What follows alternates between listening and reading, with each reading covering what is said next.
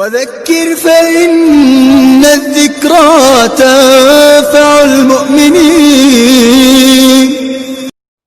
السلام علیکم ورحمۃ اللہ وبرکاتہ. نحمده ونصلی علی رسولہ الکریم، اما بعد فاعوذ باللہ من الشیطان الرجیم. بسم اللہ الرحمن الرحیم. فاقصص القصص لعلهم يتفکرون. صدق اللہ العظیم. قابل احترام ناظرین و سامعین کرام، ایک صاحب بہرے تھے، کانوں کی سماعت سے محروم تھے. بازوں میں ان کا ایک پڑوسی تھا جو کافی مالدار تھا. ایک مرتبہ وہ بیمار ہو گیا تو لوگ اس کی عیادت کے لیے آنے لگے. تو یہ بہرے صاحب بھی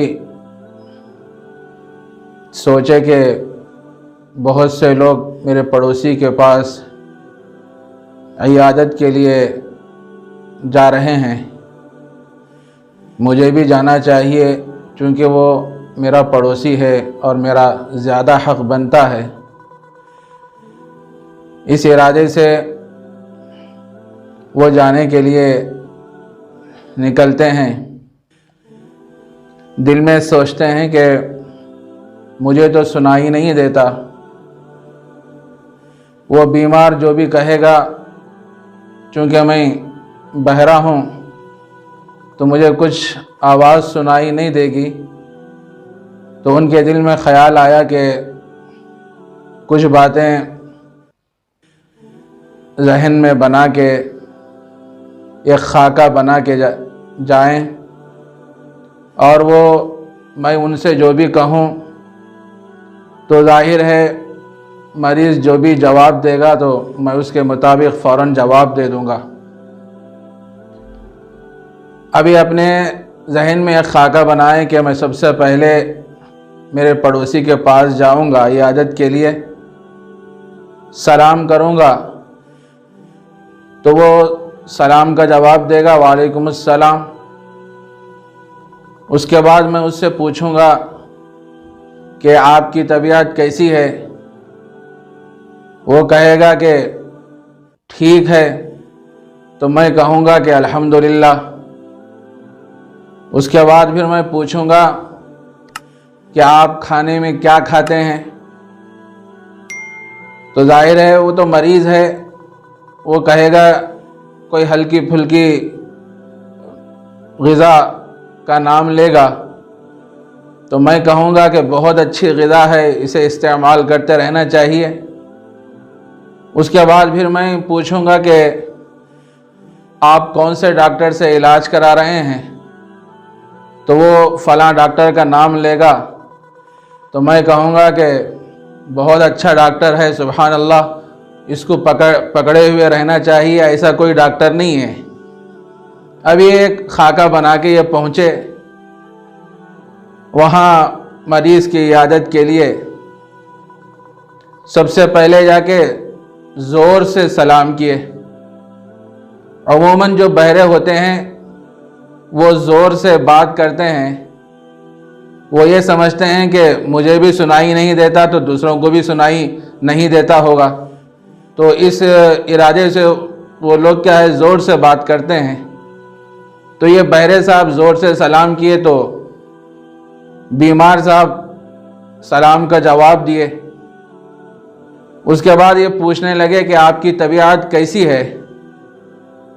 تو وہ مریض کہنے لگا کہ میں تو مرنے کے قریب ہوں.